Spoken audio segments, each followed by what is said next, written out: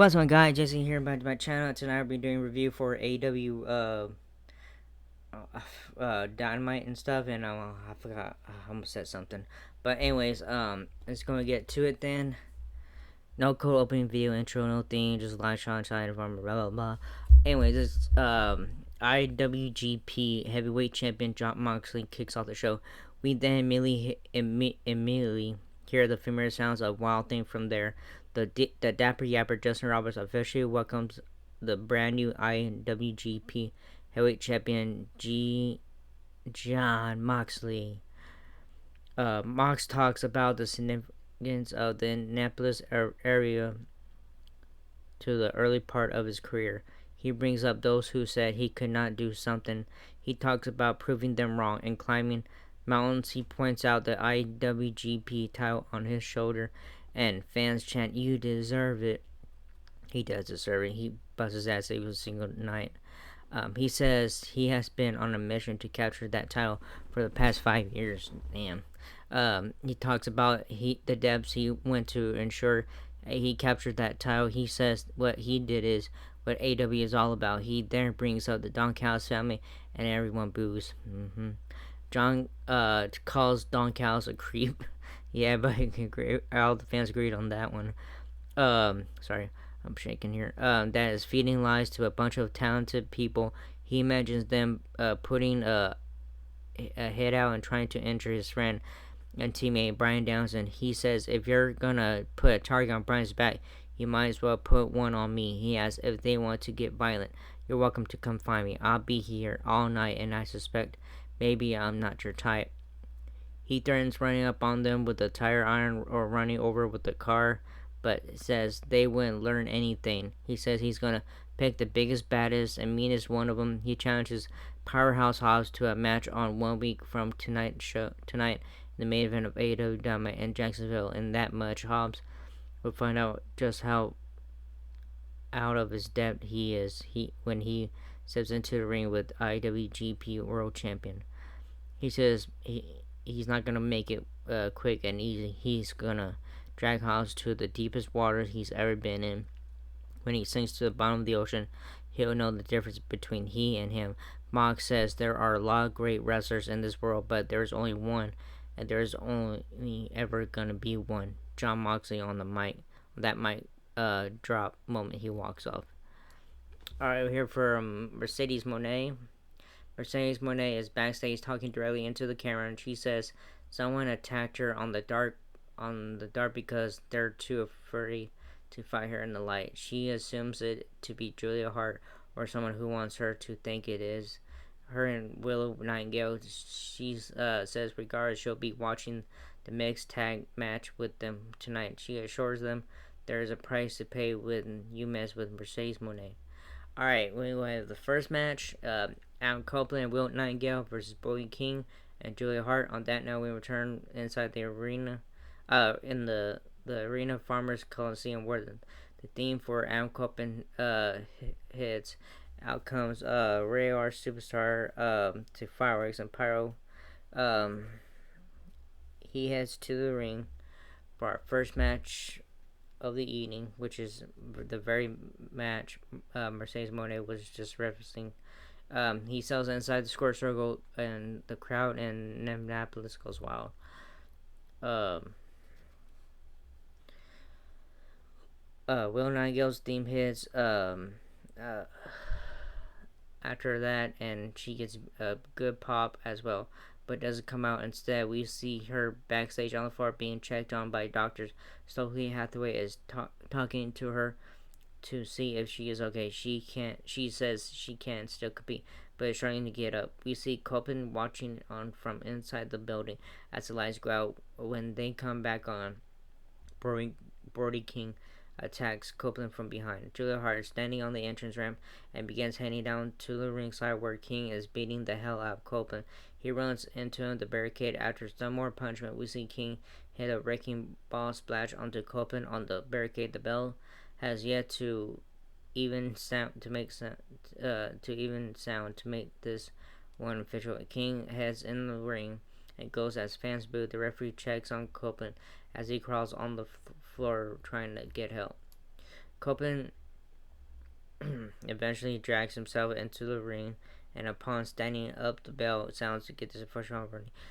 King immediately picks up where he left off, brutalizing Copeland as Excalibur talks us into a mid-match commercial break. When we return, Copeland fights back into competitive form and takes over. Willow makes it to the ring and tags in. She hits a few spots on King, but walks into a KO shot with the chain wrap fist from Hart. Hart gets the win. After the match, Mercedes Monet rounds out, makes the save, and then has a stare down with Willow. So winners are Brody King and Julia Hart. All right, backstage, Renee Paquette sits down with AEW World Champion Samoa Joe for an interview about his title defense against Swerve Strickland at AEW Dynasty 2024 this coming weekend. He talks about Swerve simply being someone who gets up after he knocks him down. He assures us he'll knock him down yet again at AEW Dynasty. We head to another commercial break. All right, the next match is the Young Bucks and Kazuchika Okada versus Penta El Mero and Pac and Daniel Garcia. Um, when we turn from the break, we see a video package for FTR that cuts off a few seconds after it starts. We see a live shot of the Young Bucks with headsets on, with Okada behind them. They'll talk about tonight being a stacked show, and says they'll put FTR on social because it's been bumped. They walk off, and we see Tony Khan sitting next to him with the headset on. Back inside the arena, the theme for the Young Bucks hits. Out comes the Elite Trio, Matthew and Nicholas Jackson, as well as AEW Continental Champion, the Rainmaker, Kazuchika, where Okada. They saw into the ring, and the music dies down. The theme for Daniel Garcia plays, and now he stops, and Penzo Mills enters to place. Finally, Pac's music plays, and now comes the Bastard.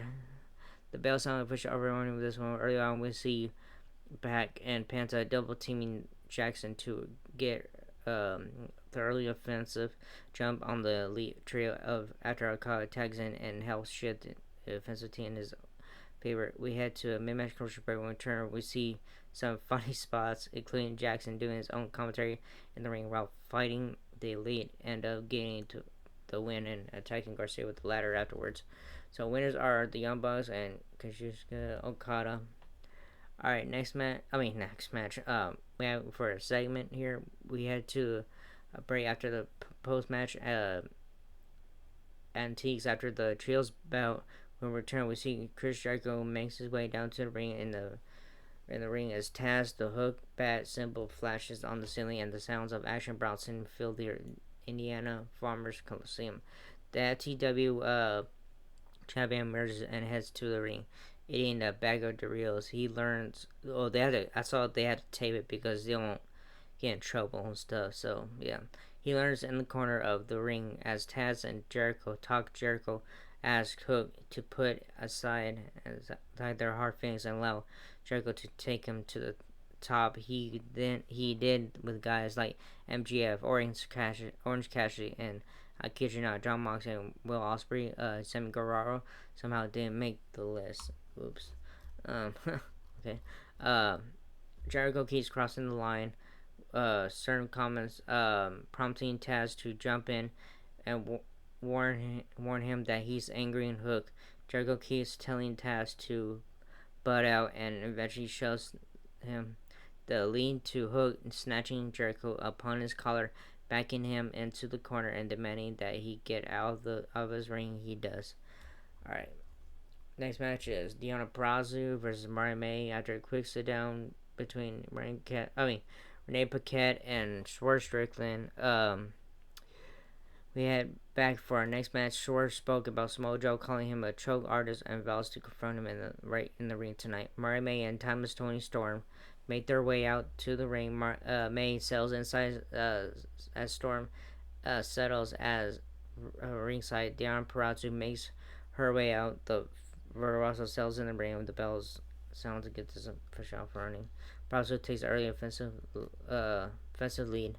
Perazu knocks May out to the floor at ringside, where Storm helps her. Perazu and May took it out in the ring some more, and May sends Perazu crashing out to the floor. On that note, we should gears ahead to a mid-match commercial break. When we return, we see Perazu get the win. Afterwards, Storm and May attack her until Thunder Rosa runs out for the save. She smears lipstick all over Storm's face. So the winner is Deonna Perazu. Damn. Alright, next match is Orange Cassidy versus Shane Taylor. We see backstage interview segment with the Bang Bang gang, and then another one from the Acclaimed. A tag match is made for Collision, and a winner takes all trios bout. Both teams as announced for Sunday's AEW Dynasty 2024 pay-per-view. Back inside the arena, Orange Cassidy theme hits. Out comes the freshly squeezed out one for our next match of the evening. He sells inside the ring. The theme for Shane Taylor hits, and out comes Shane Taylor Promotions members Lee Moriarty and Anthony Ogogo, along with Taylor himself. The bell sound are running with this one with our advertised Cassidy Taylor singles bout. After some initial back and forth offense, Cassidy does the hand in the pocket routine and takes control of the offense. We head to a mid-match commercial break. When we return, we see a go-go trip up Cassidy at ringside to allow to allow Taylor to take over. Moments later, Cassidy hits Stun Dog Millionaire and some of his other spots, and then gets the win. STP attacks Cassidy afterwards. Chuck Taylor runs out to try and save the make the save, but Trent blasts him with the chair to allow STP's assault to continue. So winner is Orange Cassidy. Alright, Will Ospreay versus Claudio Castagnoli. Main event time now. Vignette airs to promote the Roger Strong versus Kyle O'Reilly match for Sunday's AEW Dynasty back inside the arena, and the theme for Will Ospreay hits. Out comes the aerial assassin for our next match of the evening as he sells in the ring for our final match of the evening. We head to a pre-match commercial break. Theme for his opponent hits, and out to battle the Don Callis family member is a member of the Blackpool Combat Club. Claudio Castagnoli sells in the ring for this first time ever match, and then the bell sounds to get this one official up running. We see Claudio showing off power spots early on. Ospreay takes over with some high spots to the floor. Back in the ring, Castagnoli sells back in the ring, beating Ospreay down and slowing him down with the ground attack. Don Callis is on special commentary for this one, battling with Excalibur, Tony Schiavone, and Taz. As the action continues as we head to a mid-match commercial break. When we return, we see these two proceed to have an incredible match of the year level contest, otherwise known as a regular as Will Ospreay about these days in the end. Castagnoli goes for the giant swing and starts it, but Ospreay muzzles while being swung and uses the momentum to transition into a DDT insanity. He hits a few trademark finishing spots for the win, and then immediately attacked by the entire Don Callis family, who hits the ring. Jon Moxley ends up running out to make the save. Ospreay gets into a shouting match with Don Callis family and heads off to the back with them. So the winner is Will Ospreay. Alright, main event time, which is another main event time, which is this time a segment.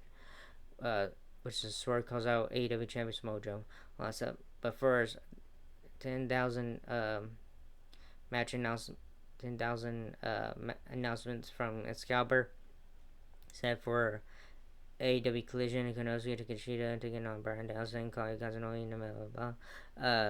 Yeah, they're talking about the matches coming out this. So it'll be a 420 episode of the show. Rob Van Dam will appear. So yeah. added to this. Blah blah blah. Now the theme for I had to skip some of the stuff, so let y'all know. Now the theme for Swerve Strickland hits, and out comes the challenger for the AEW World Champion, accompanied by Prince Nana, and doing his goofy ass dance. He sells in the ring, gets on the mic. He calls Joe a little bitch and says he saw the fear in him last night. He calls him out. Joe comes out and Strickland taunts him as security tries to stop him from coming to the ring. Swerve leaps out and hits an insane swerve stomp onto the pile of security guards heads while they are standing. Genius. Joe and him brawl. Joe heads into the ring to scare Nana, but is nailed from behind by Swerve. Swerve heads to the top rope, but Joe cuts him off. He says something threatening to him and then connects with the Muscle Buster finisher. Joe stands over Swerve with his tail held high. That's how the show weeks on. Blah blah blah. Alright, it was a good show and stuff. So it was a little more better than last week's show. Because last week's show was so embarrassed and all that stuff. So yeah, anyways, it was good. I enjoyed it. But last week's still can't. Sorry guys. Still can't get over it kinda. But anyways, whatever we gonna do. Can't do nothing but yeah, ToyCon doesn't regret it. You know, posting the footage from AEW all in last year and all that stuff. So yeah, that was it for this video. Hope you enjoyed this. If not, like, subscribe, favorite, hit that bell button, all that stuff, blah blah blah. If you don't, I don't care, but whatever. Anyways, that was it, and I'll see you all in the next video. Laters.